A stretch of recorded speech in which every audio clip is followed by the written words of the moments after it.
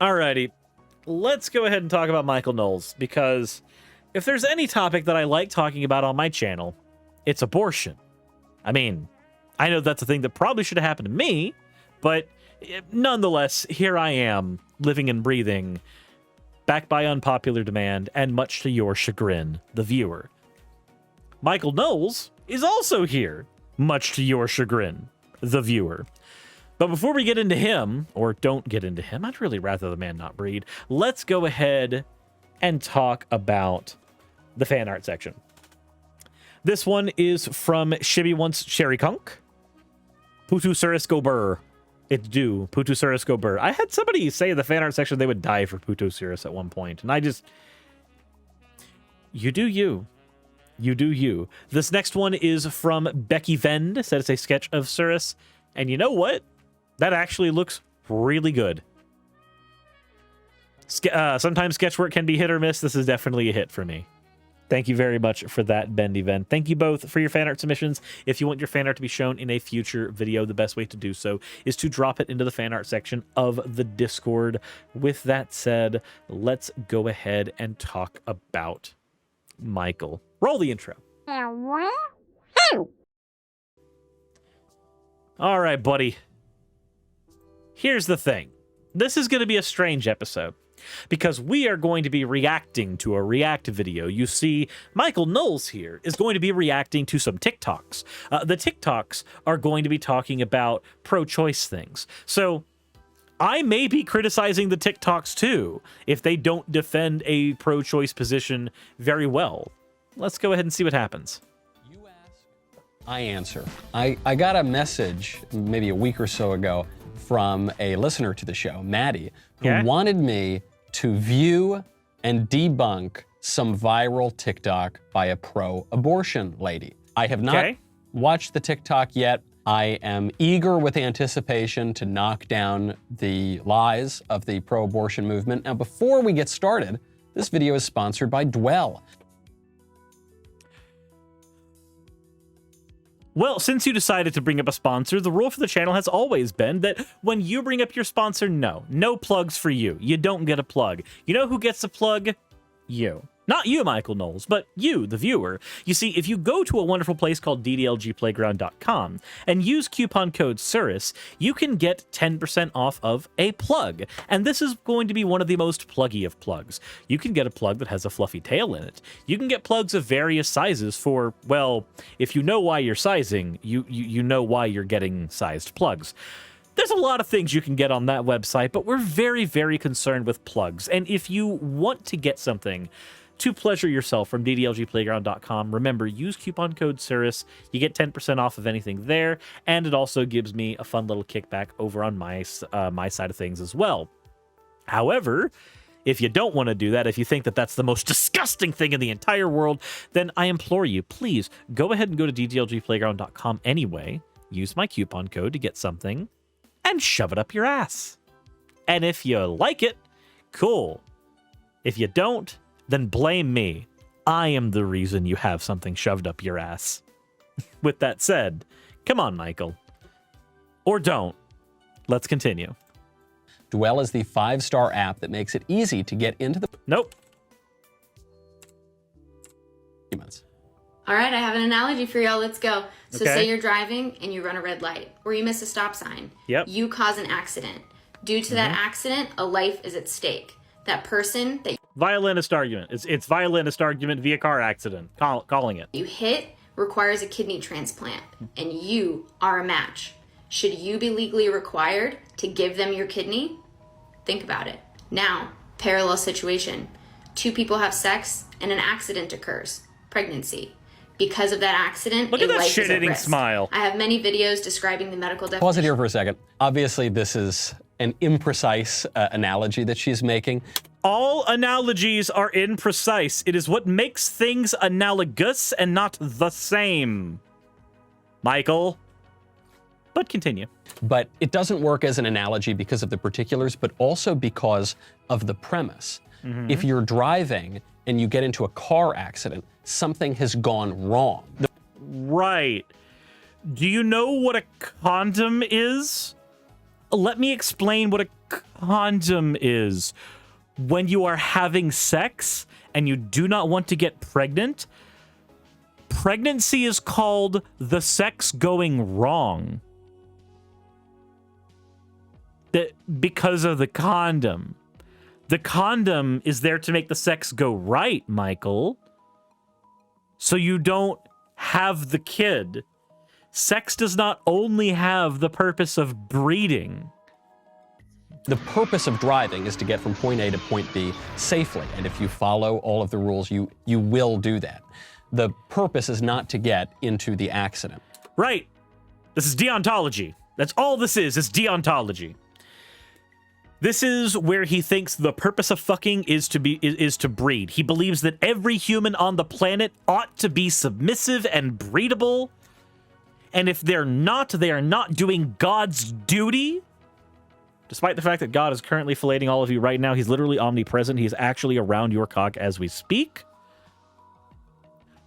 No, what's important here is that to Michael, if you're a woman, you're a breeding factory. You are a machine for the purpose of firing babies out of your vaginal cannon. And if you cannot fire adequate babies out of your vaginal cannon, that means that something has gone wrong. Some mistake has happened. Or, more accurately, a mistake has not happened.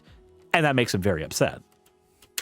The purpose of sexual intercourse, the telos, the logical end of sexual intercourse, is procreation. No. The logical end of sexual intercourse is me covering my partner in my splooge. That is the logical end. Because I do not want to get them pregnant. That I'm not in a position in my life to want to get somebody pregnant. Michael, the logical end of sex to me is not a baby. It's just to deliver cummy packages. That's all it is. That is what it's for. It's not just for making you feel good. It is for making babies. You're assuming that the only thing that sex can do, that its ultimate purpose must be breeding. We are humans. We are not just mere, I don't want to say mere animals because we are animals, but that's the way that I have to describe this. We can do sex for purpose of pleasure and not purpose of breeding, Michael. You see, the purpose of a stab, if I am making a wonderful microwave meal from a place that might one day sponsor me, might not, so I'm not going to say their fucking brand name. If I'm making a wonderful microwave meal, the purpose of a stab is for me to ventilate the shitty macaroni and cheese in that meal. But if I am in the middle of the woods and there is a random man who is shaped like a bear with the face of a pig, a man-bear pig, if you would, assaulting me, then the purpose of that stab is self-defense. It's survival. It is to kill. The purpose of that stab is to harm someone. In either case, I have done the same action. I've done a stab. The only person who gets to determine the purpose of that stab is me. You cannot be the pompous dick shit who hops on the internet and says, no, the teleological purpose of this is always to breed. Teleology dictates that all sex is for the purpose of breeding. People are like rabbits, and if they are not covered in bukkake and spitting babies out, something has gone terribly wrong. Except, Michael, that's not how the world works. Things do not have purpose innately. Purpose is given to them by us. The purpose of your microphone at one point in time might have been being shoved up a random bear's butthole. But currently, it is fulfilling a similarly useful function in allowing your words to come into my ears. God, the phrasing on that was awful.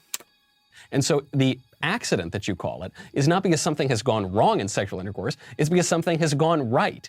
And so obviously the rest of the analogy I think falls apart too. But then maybe you should talk about how it falls apart. because in both scenarios, you've entered the car for the purpose of going from point A to point B. Point C happened, you got T-boned, the other person got real injured. Hold on, a world where everyone fucks all the time sounds good to me. No, that world would be exhausting, and Ace Arrow repulsed people would have a huge problem with it. No. But, point is, Michael, very important thing to know. The analogy doesn't fall apart. It's just the violinist. It is an argument for your own bodily autonomy in face of legal consequences. That is what it is. That is its purpose. You can say, oh, no, that's wrong, and just dismiss it. But that doesn't actually debunk the thing. The uncomfortable truth here is you still have to handle the violinist argument, my guy. Even at its most basic premise, it doesn't work. The car accident is when something goes wrong when you're driving. Procreation, the conception of a baby, is when something goes right when you're doing that thing that only married people are supposed to do. Okay. Says a man who definitely had lots of premarital sex. I am 100% certain this man at least had one girlfriend before he actually had a partner that was willing to stick their entire life with them together forever. But no, again, the analogy does not fall apart because, one, you're presupposing teleology. Two, more importantly, we imbibe purpose on things. If I get in my car, the purpose is not to go down to the McDonald's unless I'm feeling nightmarishly shitty that day. The purpose might be to head down to, you know, the takeout Chinese place is right there. I actually have their food in here. Half of it's digesting in my stomach. And I got that because I'm having a shitty day too. You know what? To be honest, no matter what, I'm getting in that car to go get something to eat. That's kind of a bad thing. Point is, I choose the destination that car goes. It goes where I want it to go. If I'm having sex, it goes where I and my partner, or whoever else I happen to be with at that time, want it to go. Not where you think it should go. Stop thinking about where I'd insert all of my 3 million shooty boys. Okay, go on. And how that life doesn't exist until week 24. We're taking away that entire argument right now to even show you that when we consider it a life, where the medical ethics laws. Hold on, pause right there. Oh, so he's going to try to boil down to the semantics of like, no, actually, it's when the heartbeat begins. That's what he's going to fucking do here. But none of that matters. He's because she's talking about granting personhood at all stages. So she said she tried to slip that in. She said a life doesn't exist until week 24. That wasn't a slip in. She literally said that part of the conversation doesn't matter, because it doesn't. The violinist argument presupposes that the infant, the baby, the zygote, is a person. It categorically gives the person personhood, or gives the thing personhood from the get-go before they ever even take a breath. But continue, dumb shit. No one has ever held that to be truths.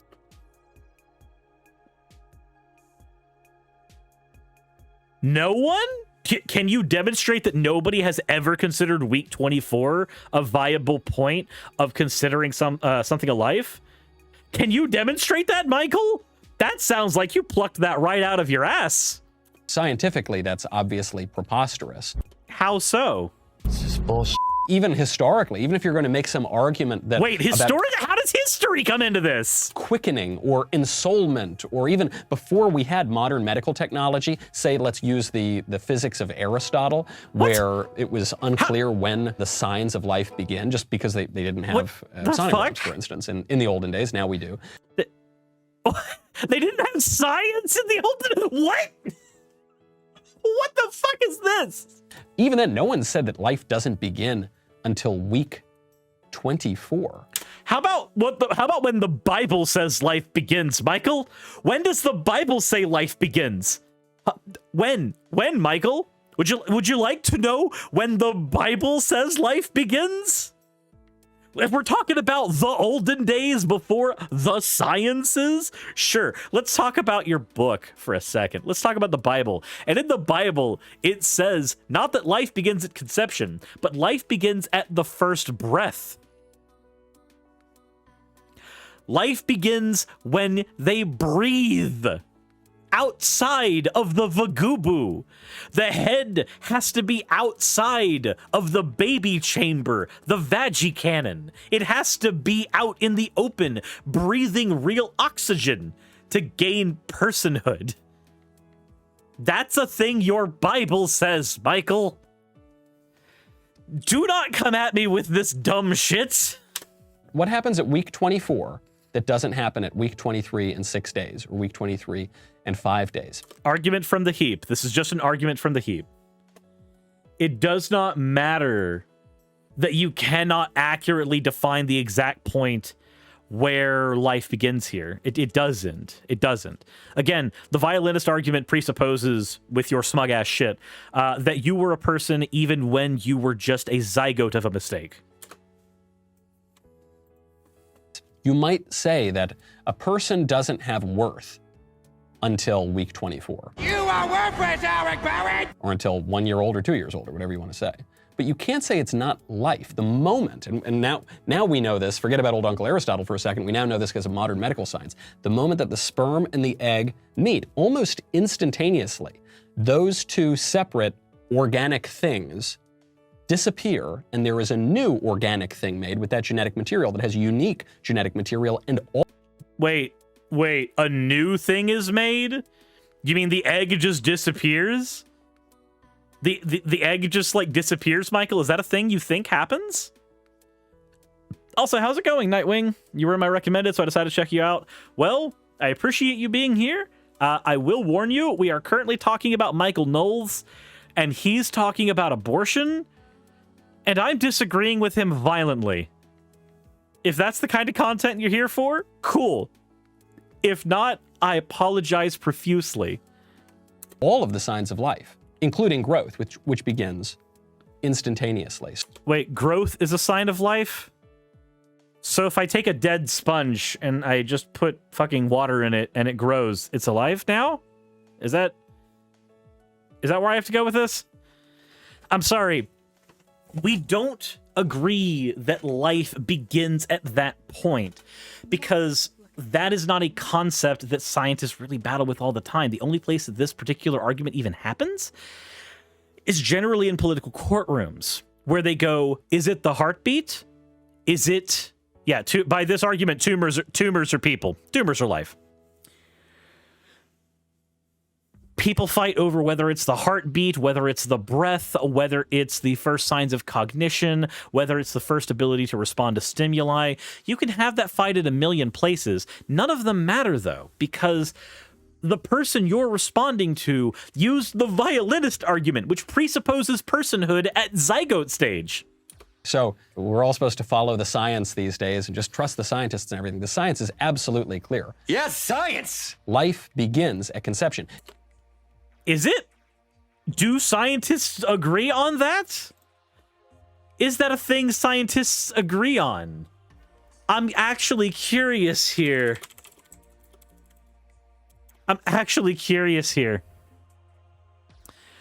Okay, so Princeton has an article that says that life begins at fertilization with the embryo's conception. That is fair. At what stage does human life begin? Life begins at fertilization. Okay, cool. So I actually be right. Oh, no, that's just Princeton again. Ah, I see the problem here. The issue here is not that life begins at that particular point. The issue here is that we don't have to worry about it being life. We're talking about personhood. I let myself get lost in the weeds, and that was my bad. Sorry about that, Michael. You almost got me. You did. It took me looking it up to go, wait a minute, hold on. Hold on a second. The conversation is about when life begins, Michael. The conversation is about when we are willing to assign personhood, when we are willing to discuss things like citizenship. And unfortunately, all that happens at birth. But ignoring that thing, none of this matters because we've already categorically been separate from this conversation to begin with. I don't know how many times I have to say the violinist presupposes that life was already there. I don't. You might not want to protect life at conception. You might say that certain life is not worth protecting. You might say that people... Yeah, certain life isn't worth protecting. I'm flat out. Cool. We can, fine. People don't deserve to be protected from murder until they're 24 weeks old or 40 weeks old or 2 years old or 3 years old. And you can make some moral argument. Oh, the appeal to my emotion. It hits me right in my heart. Oh, think of the murdered babies. Think of the 3 million murdered babies that happened when I fapped a few days ago. Just think of it. Well, no, that's not a fair thing to say. He did say that the thing that happens after sex is categorically different. It is magically something different, apparently. Look, I have a question, Michael. If a mother, or a potential mother, a pregnant woman, has a bad day, a really bad day, and that is the day that they say, I have to have a drink, I have to. I'm going to ram my skull into the pavement if I don't. And they have that drink. And then, it might be because of the alcohol in their system, it might not, who knows, they have a miscarriage. Are you going to try to hold that mother to task for murder? Are you going to try to do that? Now, I say this as a funny ha-ha hypothetical, but here in the United States, we actually do have people who have been held to task for miscarriages. Miscarriages. One of the most traumatic things that can happen to an expectant mother. We have tried to put people, and succeeded in some cases, putting them to task and jail and fine for the fucking miscarriage. But okay, Ben.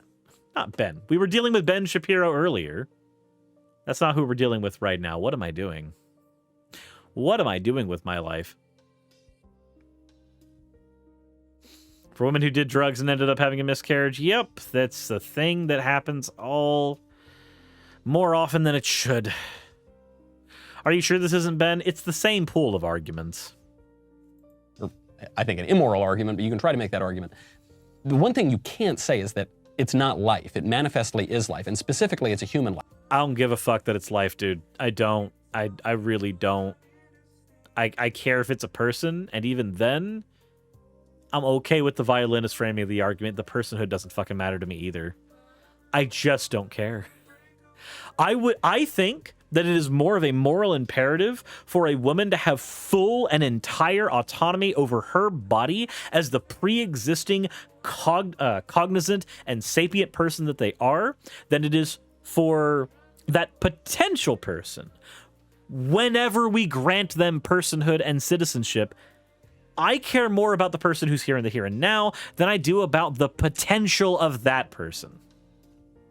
And I do that at any stage. Any stage. I just don't care. Fox of Fate, thank you very much for redeeming your points for an... you fucking monster. That was more of a breathy ara than I meant. That was kind of weak. That was kind of weak. I'll do a different one. You fucking monster. Here we go. That had some nice baritone in it. Life. It's not a platypus. It's not a giraffe. It's not a fish. It's a human being. Okay, go on. So, due to the accident, a life is at stake. The use of an organ is required in order to save, develop, grow, sustain, whatever you want to classify it as, that life that's at stake. So how is it different when a kidney is required to save a life or a uterus is required to grow a life? Because medical ethics laws clearly sides with the owner of that organ. So... Look at the shit-eating laugh. Continue. If I give my kidney to someone, which is that's a wonderful thing to do for somebody. I don't fucking care. I no longer have the kidney. Right. This is not about whether you have the kidney, Michael. This is about your ability for the kidney to be willingly given. Whether you do murder your baby or you don't murder your baby, you're still going to have your uterus, right? It's not as though you're giving your uterus to someone. Even notice the... That doesn't matter and is also not entirely accurate. Sometimes you actually do lose the uterus. Like sometimes through pregnancy complications, they do have to scoop that shit out. Language that she uses here, she says, I own my uterus. Yeah, as you if do. Her body parts are somehow different than she is. It's They are. Michael, as somebody who's had appendicitis, once that thing is not part of me, it is a separate entity. When you clip your fingernail, it's a separate entity now. You still maintain ownership over the clipped fingernail. some sort of other than she is, like I own my hands. This is now very common language with the transgender movement. You'll say you're a uterus owner or a ovary owner or something. To me, that is the crazy extreme conclusion. This is not a reductio ad absurdum. Of individualism, of capitalism, of consumerism, of whatever ism you want to say. What?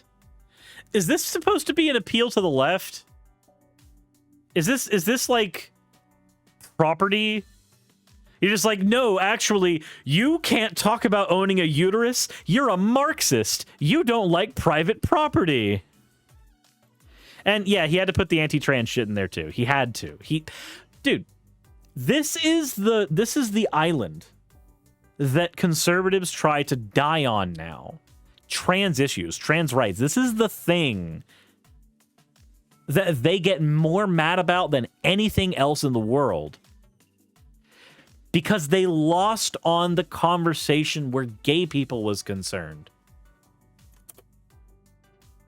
Just say, rather than recognize that your soul and your body are one thing, your body, mind, and spirit are one thing, inextricably linked while we're on this earth.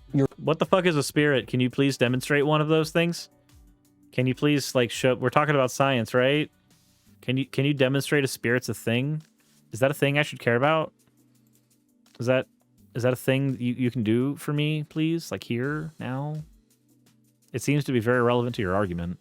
You're just looking at yourself as a commodity. You are looking at yourself literally as just meat. We are meat, Michael! I am made of delicious fatty meat! Meat puppet. I am a meat popsicle. And you own that meat, but it's much... Yeah, I you think do. It's very simple, or it's very easy to fall into the error that she's falling into, of believing that you have no connection to your own child. She does have connection to the child. The conversation is about whether she should be forced to. That's the conversation, Michael. God, I hate that face. God, that is like... That is uncanny levels of just dumb face.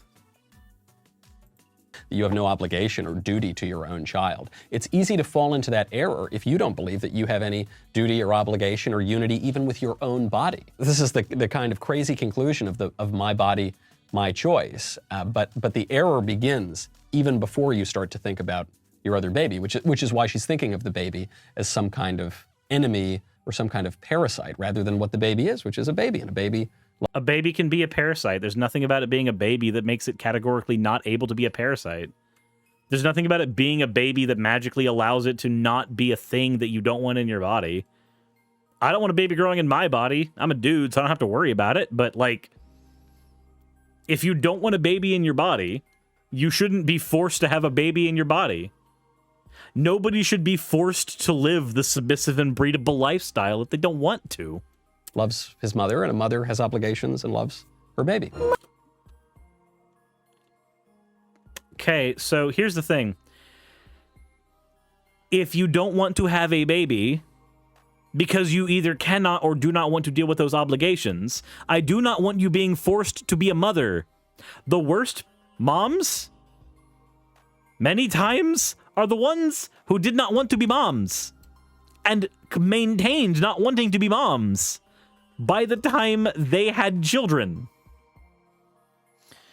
The other worst ones are the ones that are too enthusiastic about having children and then live vicariously through them, like freaking Violet in the fucking Willy Wonka book. But, you know, let's continue on, Michael.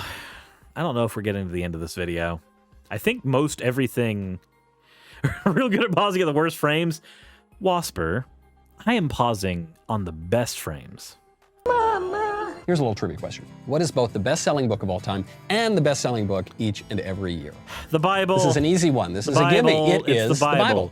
Has been for a long time, And the Bible says life begins at first breath. Who the fuck cares? still is today. We all know, even those who are agnostic, even those who are atheists, often they'll know that the Bible is the wisest book ever written.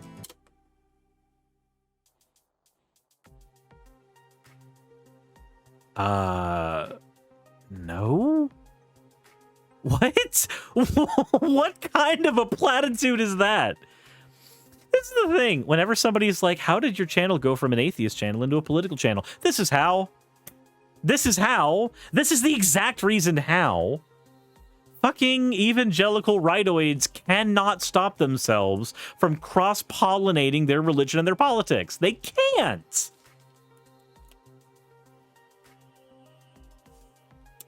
It has stood the test of time. It is the font of Western civilization, and yet people don't take a lot of time to read it.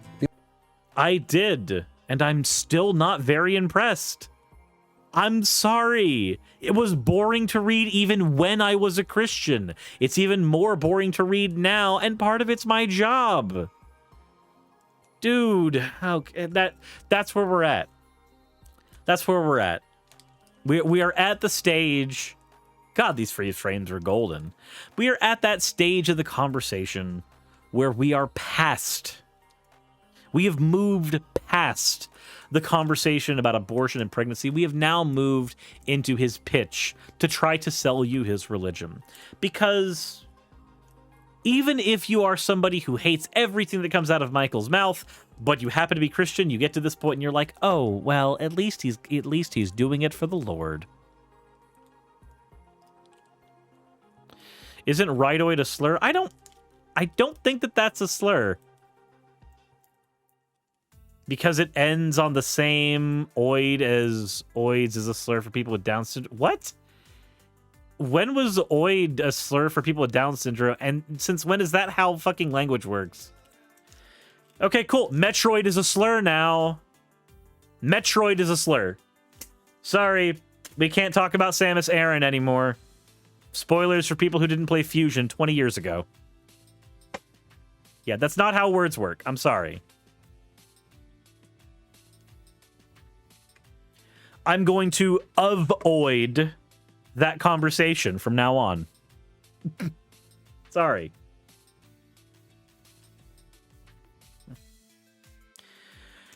Anywho, I think we're done with Michael. I wanted to react to him reacting to the TikTok. We did so. Now we're at the point where he has to pontificate about religion, and I just don't care. I just don't. We are past that point of no return where he is saying anything of worth or consideration.